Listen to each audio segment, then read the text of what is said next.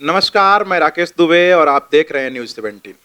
अभी हम लोग पटना में हैं और मेरे बगल में जो बैठे हुए शख्स हैं, इनको तो हर लोग पहचानते हैं और आज होली का दिन है।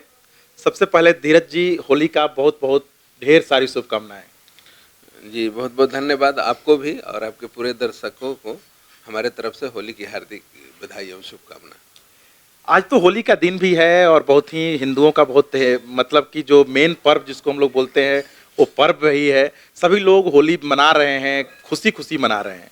लेकिन आप देख रहे होंगे जिस प्रकार से अभी तमिलनाडु से जो प्रवासी मजदूर लोग जो उधर से डरे सहमे हुए जो बिहार की तरफ में पलायन कर रहे हैं, इसको लेकर के आपकी सरकार क्या कर रही है? देखिए, जो भी बिहार के मजदूर हैं, मजदूर ही नहीं और भी लोग हैं, नौकरी करने वाले लोग हैं, आईएएस आईपीएस लोग हैं। प्रयास ये रहता है कि होली समय अपने घर की ओर वापसी आए, क्योंकि जो होली है वो गांव का पर्व है। ये शहरों में नहीं देखा जा सकता है।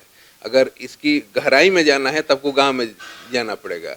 और रहा बात मजदूर की बात, तो किसी भी राज्य का विकास में अहम भूमिका बिहार के मजदूर हो या बिहार के पढ़े लिखे जो युवा साथी हो, बुजुर्ग लोग भी बाहर काम करते हैं, तो बहुत बड़ा योगदान रहा है, इसको नकारा नहीं जा सकता है। और बिहार में आप देखें वो बहुत विकास हुआ है, चूँकि बिहार में बहुत इंडस्ट्री नहीं है, जिसके चलते लोग पलायन करते हैं। ये बहुत बड़ी समस्या है। लेकिन इसके पीछे ये है ना कि बहुत साल पहले भी एक दो ही प्लांट आ पाया, ये कोई नया बात नहीं है। और दूसरी बात यह है कि यहाँ की जो जमीन है वो खेती करने वाली ज़्यादा है, जिसके चलते कोई भी कंपनी आती है तो सरकार द्वारा अधिग्रहण होगा तो ही जमीन किसी कंपनी को दिया जा सकता है, और कंपनी का बजट रहता है कम, और इसी चलते नहीं हो पाता है, क्योंकि एग्रीकल्चरल जमीन है। प्रॉब्लम है ही है। सबसे बड़ी जो प्रॉब्लम ये आ रही है कि जो एक आप जो वीडियो जो भ्रामक भ्रामक जो वीडियो जो फैलाया गया था, इस वीडियो को बिहार पुलिस ने तो पूरे तौर पर इसको खारिज कर दिया कि ये जो वीडियो थी अफवाह थी, जिसको कि बिहार पुलिस ने पूरे तरीके से खारिज किया है। देखिए, केवल अब आज के डेट में सोशल मीडिया अच्छा चीज भी है और बुरा भी है। ज़्यादा बुरा के लिए इस्तेमाल किया जा रहा है।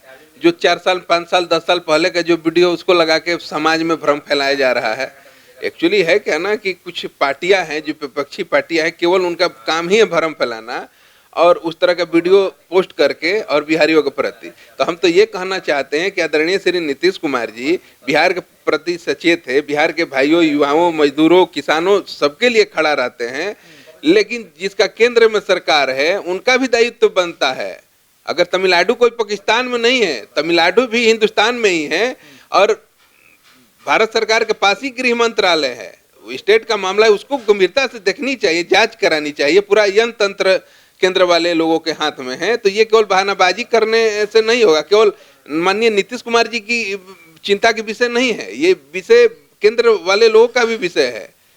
बहुत सारे स्टेट हैं जहां पर हिंदी का कोई नामो निशान नहीं है। वहां जाने पर लोग अपना भाषा केवल बोलते हैं, जानते हैं हिंदी, लेकिन फिर भी उसमें जवाब नहीं देंगे। ये आज का विषय नहीं है।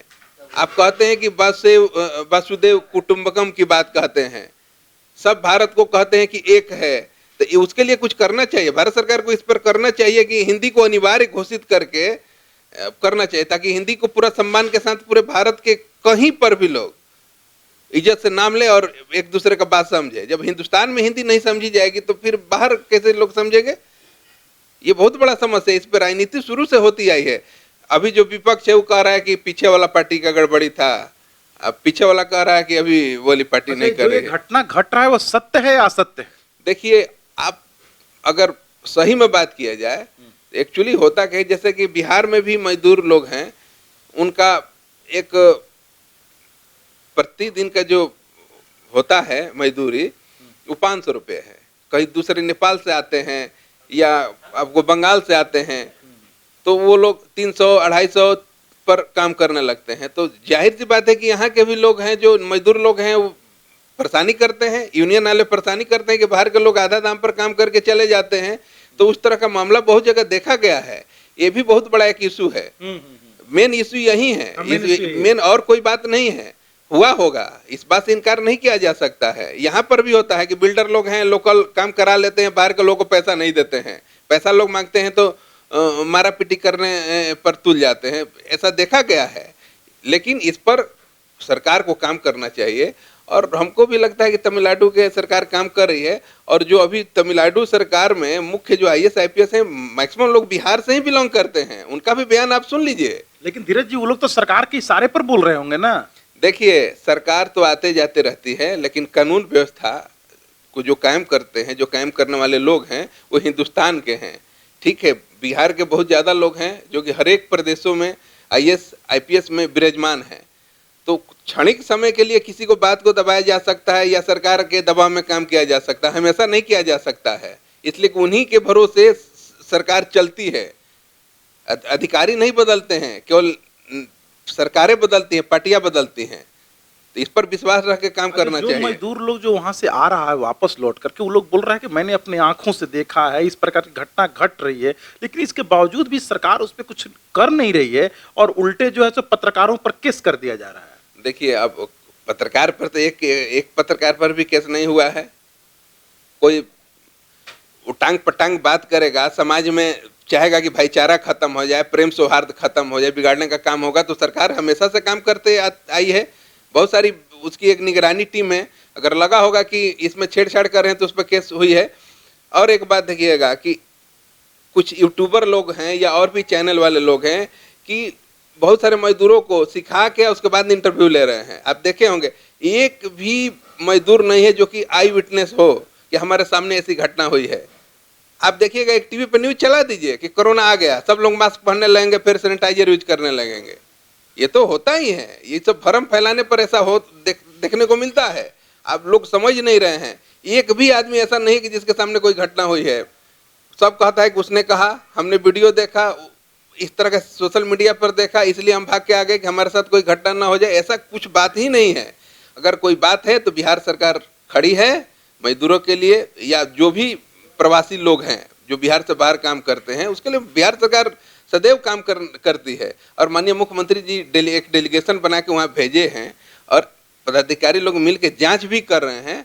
और जो भी दूध का दूध पानी का पानी है, सामने आ जाएगा कि कौन भ्रम फैलाया है और किसके द्वारा ये किया गया है। होगा, जो भी दोषी होगा उस पर कार्रवाई किया जाएगा। जिस प्रकार से अभी आप कुछ दिन पहले देखे होंगे, आज से 2 दिन पहले राबड़ी देवी के आवास पर CBI का रेड पड़ा था, फिर लालू जी के पड़ा। क्या लगता है, ये आखिर इस प्रकार के आप किस नजरिए से देखते हैं CBI रेड को?